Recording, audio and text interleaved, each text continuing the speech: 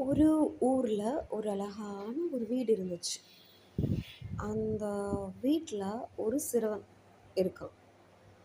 அவனோட அம்மா, அதுக்கப்புறமா அப்பா, அப்புறம் அந்த சிறுவன் 3 பேருமே அந்த வீட்ல அ வாழ்ந்துட்டு இருந்தாங்க.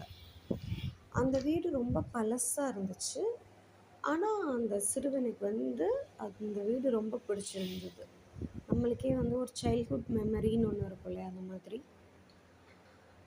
அந்த ஒரு இரவு சிறுவன் ஒரு தனியா ஒரு ரூம்ல இருக்கான். நல்லா தூங்கிட்டு இருக்கான். திடீர்னு பார்த்தா அவனோட அறையில ஒரு சத்தம் கேட்குது. சிறுவன் பயத்தோட எழுகிறான். அவன் அறையில ஒரு கபோர்டு கதவு திறக்குது. சிறுவன் பயத்தோடு கபோர்டு அருகே சென்றான். அங்கே ஒரு பெரிய கருமையான ஒரு பேய் அங்கே உட்காந்துருக்கு. சிறுவன் அதை பார்த்து ரொம்ப பயந்துட்டான். பேய் சிறுவனை பார்த்து சிரிச்சிச்சு. அதன் கண்கள் சிவப்பா இருந்துச்சு. அதன் பற்கள் ரொம்ப கோரமா கூர்மையா இருந்துச்சு.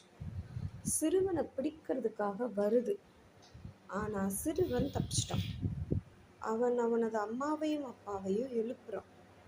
அவர்கள் அனைவரும் சேர்ந்து கபோர்டை போய் பார்க்குறாங்க. ஆனா அங்க ஒண்ணுமே இல்லை. சிறுவன் தனது அப்பா அம்மாவிடம் தான் பேயை பார்த்தேன் அப்படின்னு சொல்றான். அவங்க சிரிக்கிறாங்க. இந்த காலத்துல எல்லாம் அந்த மாதிரி இருக்காது அப்படின்னு சொல்றாங்க. இது ஒரு கனவு அப்படின்னு.